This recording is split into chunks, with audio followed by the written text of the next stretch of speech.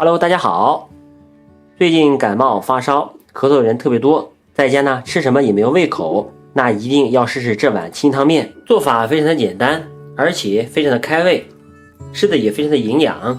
今天呢就把这个清汤面的做法分享给大家，下面跟着视频一起来看一下吧。把小葱给它切成葱花，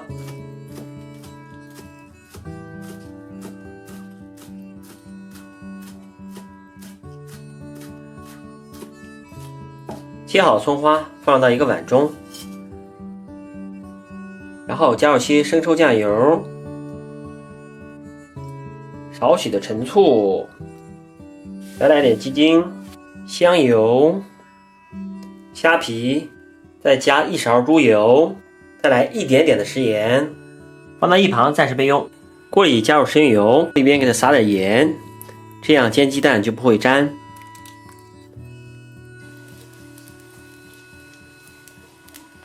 把我们煎好的鸡蛋给它取出来，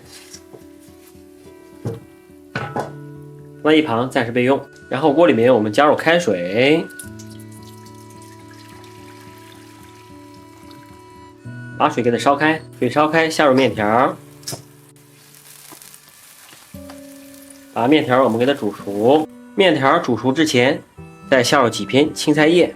面条和青菜叶全部煮熟以后，给它捞出来。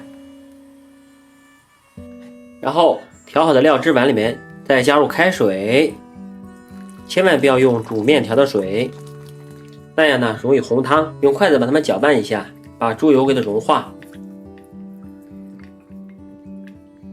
搅化以后，我们把煮好的面条放进去，再放上我们煎好的鸡蛋，最后再放上我们煮好的青菜叶。这样我们知道非常开胃的清汤面就做好啦。